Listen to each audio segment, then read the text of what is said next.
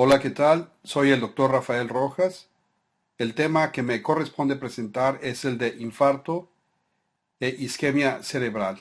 Para esta presentación no tengo ningún conflicto de interés. Los objetivos educacionales de esta presentación son describir los hallazgos de imagen más relevantes en infarto e isquemia cerebral, discutir las indicaciones, cómo interpretar las diferentes modalidades, ventajas y desventajas de las diferentes técnicas de imagen, presentar las recomendaciones actuales emitidas por la Sociedad Americana de Neuroradiología, el Colegio Americano de Radiología y la Sociedad Americana de Cirugía Neurointervencionista. El objetivo primario de los estudios de neuroimagen es el de excluir hemorragia cerebral o intracraneal. Los objetivos secundarios son determinar el tamaño del área de infarto y la extensión de las áreas de penumbra o isquemia.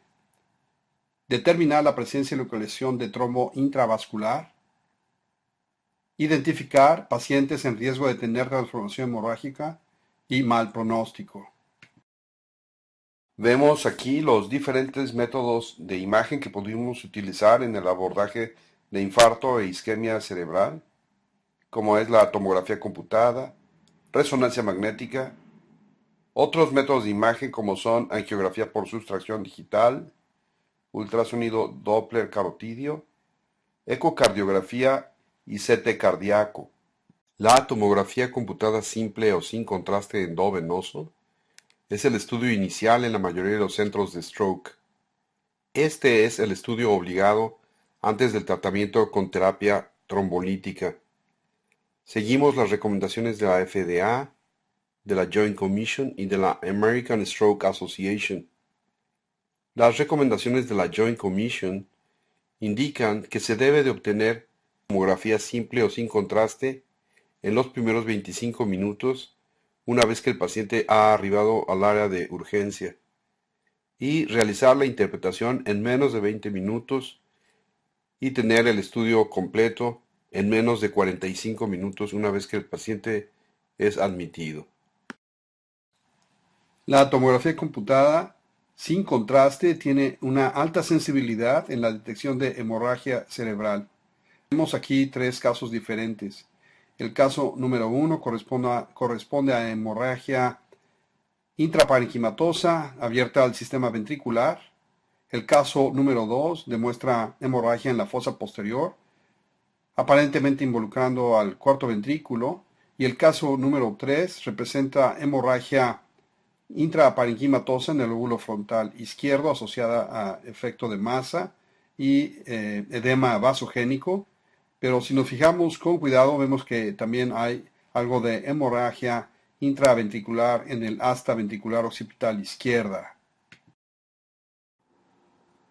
En casos de isquemia cerebral aguda, es necesario buscar algún signo directo de oclusión vascular. Aquí vemos indicado con flechas de color rojo aspecto hiperdenso de la arteria cerebral media izquierda y que implica la presencia de un trombo intravascular.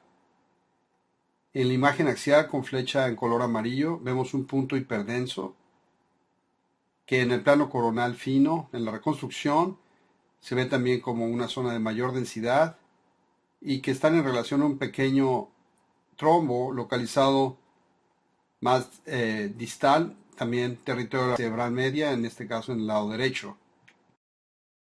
En la evaluación de la isquemia cerebral aguda, también debemos de buscar o tratar de localizar signos indirectos de isquemia. Aquí vemos los tres más importantes. El primero es la pérdida de la diferenciación entre la sustancia gris y blanca. El segundo es la pérdida del listón insular, a lo que en inglés conocemos como insular ribbon sign. Y el tercero es la pérdida de la diferenciación de los núcleos grises basales. Las ventajas de la tomografía computada simple o sin contraste endovenoso es que se puede adquirir de manera muy rápida. en los nuevos equipos, inclusive en menos de 30 segundos. Es de fácil acceso en la mayoría de los hospitales, en el área de emergencia. Se puede realizar una rápida interpretación. Tiene alta sensibilidad en la detección de hemorragia y con los nuevos equipos y las nuevas tecnologías se ha podido reducir la dosis de radiación. Sin embargo, también hay desventajas como la baja sensibilidad para detectar isquemia y también la baja sensibilidad en la detección de otras causas relacionadas con el cuadro clínico. Como lo mencioné al principio de esta presentación, los objetivos secundarios de los estudios de neuroimagen en infarto e isquemia cerebral son determinar el área de infarto y las zonas de penumbra isquémica, determinar la presencia y localización de posible trombo intravascular y también identificar pacientes que tengan riesgo de transformación hemorrágica y un pobre pronóstico clínico. Para determinar el área de infarto y las zonas de penumbra isquémica, existen básicamente dos técnicas. Una es la CT con perfusión y la otra es resonancia magnética utilizando perfusión y técnicas de difusión. Abordaremos primero la técnica de perfusión con tomografía computada, en la que realizamos múltiples cortes axiales de aproximadamente 5 a 10 milímetros que se obtienen después de la inyección rápida de aproximadamente 50 mililitros de contraste en alguna vena periférica. Los técnicos generalmente centran la adquisición en los núcleos grises de la base y esto se puede modificar si se sospecha que el infarto es en la fosa posterior. Los nuevos equipos con tomografía computada cubren un área más amplia o más extensa. Los equipos un poquito eh, anteriores a los más modernos no podían realizar un extenso análisis de todo el cráneo. Eran ciertamente limitada la extensión que podían cubrir. Aparte, con esta técnica tenemos una excelente sensibilidad en la detección de isquemia y podemos obtener mediciones de tipo cuantitativo de la perfusión de flujo, volumen y tiempo de tránsito del contraste en el cerebro. Esto nos va a ayudar a diferenciar las áreas de infarto de las áreas de isquemia. Así es como se pueden reconstruir las imágenes de tomografía computada con perfusión, con técnica de perfusión, en la que se posiciona el cursor en la región de interés, ya sea en un vaso importante intracraneal de tipo arterial, como sería la arteria cerebral media, arteria cerebral anterior o la arteria basilar. En este caso vemos que se está localizando en la arteria cerebral anterior, como lo ven en el cuadro en color amarillo, que lo indica la flecha amarilla. Y también vemos el retorno venoso en el que el cursor es situado en la región del seno longitudinal superior, en el cuadro azul lo pueden ver, con la flecha en color azul e indicando el área del seno longitudinal superior. Después de que inyectamos aproximadamente 50 mililitros o centímetros de contraste endovenoso de tipo no iónico, analizamos el primer paso del medio de contraste en el lecho vascular cerebral y aquí esta imagen en color del cerebro demuestra el tiempo máximo de tránsito del contraste y localizamos algunas áreas de interés. Esos círculos que ven dentro del cerebro, los pequeños círculos, indican áreas de interés que podemos analizar para demostrar diferentes áreas de volumen, flujo y tiempo máximo de tránsito del medio de contraste en el cerebro. Vemos aquí los tres parámetros que podemos medir con técnica de perfusión por tomografía computada, los cuales son el tiempo de tránsito del medio de contraste, que se conoce como MTT o en inglés Mean Transit Time, el volumen sanguíneo cerebral, que en inglés se conoce como el Cerebral Blood Volume, y el flujo sanguíneo, que en inglés se le conoce como el Cerebral Blood Flow. Las ventajas de la tomografía con perfusión es que se puede adquirir de manera rápida, se puede obtener en la mayoría de los centros de stroke en el área de emergencia, tiene una alta sensibilidad para la detección de isquemia, se pueden detectar anormalidades vasculares con CTA y ayuda a determinar los casos que requieran terapia intraarterial.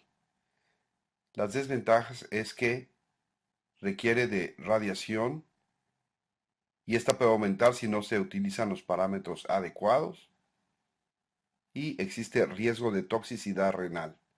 En la actualidad existen dos técnicas con las que podemos hacer resonancia magnética de perfusión en el cerebro.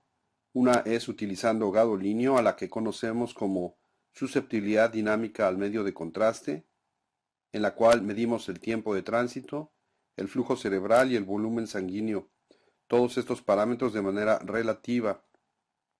La otra secuencia es la de Arterial Spin Labeling, que se conoce como ASL, en la que se obtienen mapas de la perfusión cerebral sin medio de contraste, es decir, usamos el flujo sanguíneo de manera endógena, es un medio de contraste endógeno, en el cual marcamos una área del cerebro con un pulso de magnetización y podemos medir el flujo de los espines navegando en esa área que ha sido magnetizada por unos cuantos segundos. La técnica de difusión tiene una alta sensibilidad para detectar daño tisular debido a isquemia. Con esta técnica podemos cubrir la totalidad del cerebro y detectar pequeñas lesiones en la fosa posterior. En estas imágenes axiales vemos un evento isquémico en territorio de la arteria cerebral media derecha con diferentes secuencias T2, difusión y mapas aparentes de difusión y su evolución a las 24 horas, de 1 a 7 días, de 7 a 30 días y hasta 2 meses de evolución. La tomografía computada con perfusión y la resonancia magnética con perfusión y difusión presentan información similar en relación al área de penumbra isquémica y a la zona de infarto. El área de infarto se percibe o demuestra mejor en las imágenes con difusión. Hay que recordar que la penumbra isquémica representa el área o tejido que se encuentra en riesgo y que potencialmente es viable o reversible a isquemia. Las ventajas de la resonancia magnética con difusión y perfusión es que poseen una alta sensibilidad para demostrar lesiones de tipo tisular relacionadas a infarto, tiene una excelente sensibilidad para descartar lesiones no isquémicas que simulen infarto, aparte de que nos da un excelente detalle anatómico y no se utiliza radiación de tipo ionizante. Las desventajas es que esta tecnología no está disponible en todos los centros de emergencia. Es difícil de monitorear al paciente dentro del magneto y si éste está muy agitado o se mueve, no es fácil controlar al paciente, además de que esto va a producir artificios en las imágenes. La información que les muestro en esta diapositiva está tomada de la literatura y es una manera simple de poder hacer interpretación de tomografía computada y perfusión en eventos isquémicos. Vemos aquí los tres parámetros importantes, que es el mean transit time, el cerebral blood flow, el cerebral blood volume y su correspondiente posible patología, como es la isquemia cerebral transitoria, la penumbra y áreas de infarto, y cómo se observan en la tomografía con perfusión. Aquí en color verde vemos una zona extensa de penumbra y en color rojo vemos el área que se ha infartado. Vemos aquí dos casos. Las dos imágenes de arriba o caso A demuestran un infarto pequeño con una extensa área de penumbra.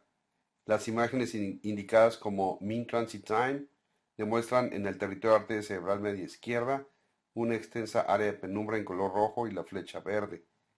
Las imágenes de volumen muestran una pequeña zona de defecto hipodenso en el volumen sanguíneo y que corresponde a una zona de infarto.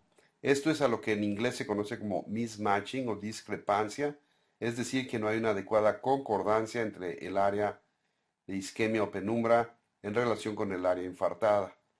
Las imágenes de abajo muestran un extenso infarto en la arteria cerebral media derecha, como una zona en color rojo en el mean transit time y que se ve color azul en las imágenes de volumen.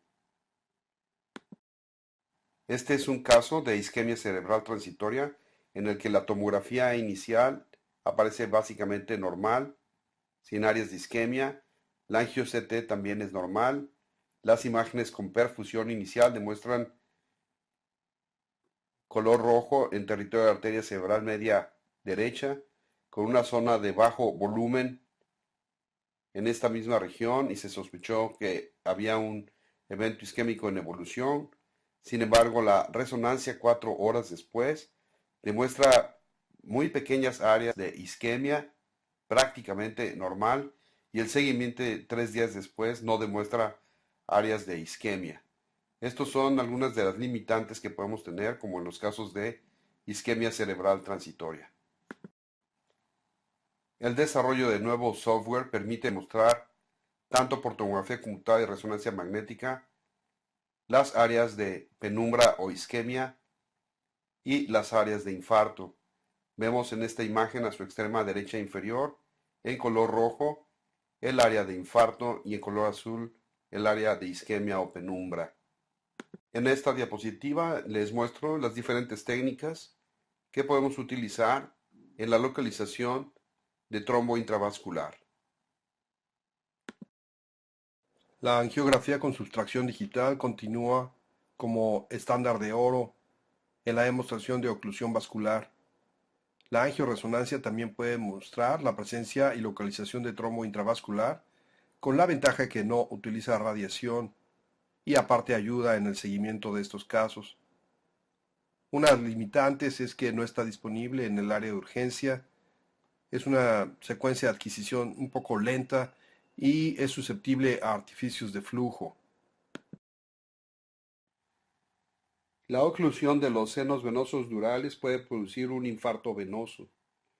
Vemos en este ejemplo una trombosis del seno transverso izquierdo en la imagen de la fosa posterior y que también tiene oclusión del seno longitudinal superior, el cual se observa como un defecto de llenado en las imágenes con contraste a lo largo del seno longitudinal superior y también en los senos transversos en el plano coronal. Hay que recordar que pues desde luego hay ciertas limitantes y que utilizamos radiación, sobre todo muchas veces vemos pacientes jóvenes con este tipo de patología y recordar que si no modificamos el tiempo de la inyección o no se corrige el tiempo de inyección para hacer una venografía podemos tener falsos positivos. Ante la sospecha de trombosis venosa cerebral, podemos realizar una angioresonancia tipo venoso, a lo que se le conoce como MRV, Magnetic Resonance Venogram, y podemos utilizar una técnica que se llama técnica de tiempo de vuelo, ya sea en 2 o en 3 dimensiones, una técnica que se llama contraste de fase, o bien secuencias que incluyen gadolinio, inclusive técnicas para ver el parénquima cerebral con contraste, como se llama esta técnica es MPGR o MPRAGE en inglés, que aparte de que nos ayuda a valorar el parénquima cerebral, nos ayuda a ver vasos con un posible coágulo o con flujo lento. Algunas de las desventajas de esta técnica es que podemos a veces ver artificios debido a flujo, casos de hipoplasia a veces simulan falsos positivos o simular trombosis, y esta técnica no siempre está disponible en el área de urgencia. En la actualidad existen diferentes escalas para identificar pacientes con hemorragia o con riesgo de transformación hemorrágica. Una de ellas es el Alberta Stroke Program Early CT Score, el cual vemos aquí en estas 4 imágenes de T computada, en los cuales la arteria cerebral media se divide en 10 regiones, en 2 niveles contiguos. Áreas focales de hipodensidad en cada región resultan en la sustracción de un punto de 10. Utilizando la escala de Aspects, todos los casos con menos de 7 puntos se asocian a aumento de riesgo de hemorragia después de terapia con fibrinolíticos y a un pobre pronóstico. Vemos aquí en las tres imágenes superiores un caso que califica para Aspect 3. La escala de Aspects también se puede obtener con técnica de perfusión por tomografía computada. Para calcularla se puede utilizar el volumen sanguíneo cerebral. Los casos que tienen menos de 8 puntos tienen mayor riesgo de hemorragia y esta técnica ha mostrado ser un mejor predictor en la evolución del estado neurológico en comparación con la técnica de tomografía computada sin contraste. Los estudios de permeabilidad hacen referencia a la permeabilidad de la barrera hematoencefálica y los cuales demuestran una sensibilidad del 100%, especificidad aproximadamente del 80% para predecir hemorragia sintomática y edema maligno. En esta diapositiva les muestro las recomendaciones en el manejo y la interpretación de los estudios de imagen en el abordaje del infarto cerebral agudo e isquemia cerebral transitoria, presentados por la Sociedad de Neurología de Norteamérica, el Colegio de Radiología y la Sociedad de Neurointervención de los Estados Unidos. Este es un papel publicado en el 2013. Como puntos finales para recordar, podemos mencionar que una interpretación rápida del estudio inicial de tomografía computada es muy importante. La tomografía computada debe ser leída en los primeros 20 minutos o menos después de su adquisición. Recordar que el objetivo primario de estudios de imagen es excluir transformación hemorrágica. Los estudios de CTA y angiografía por resonancia magnética son de gran utilidad en la evolución y seguimiento de la oclusión y extensión del vaso o vasos trombosados. También hay que recordar que la escala de Aspects ayuda a predecir la evolución clínica. La escala puede ser aplicada a estudios sin contraste por tomografía computada y también a los estudios de perfusión por tomografía computada. Con estos conceptos para recordar, hemos llegado al final de esta presentación. Quiero agradecer al doctor Diego Núñez y al doctor Mauricio Castillo el haberme invitado para presentar esta plática, así como a la American Röntgen Ray Society. Espero que esta presentación haya sido de su interés y tenga aplicaciones en su práctica clínica. Mil gracias.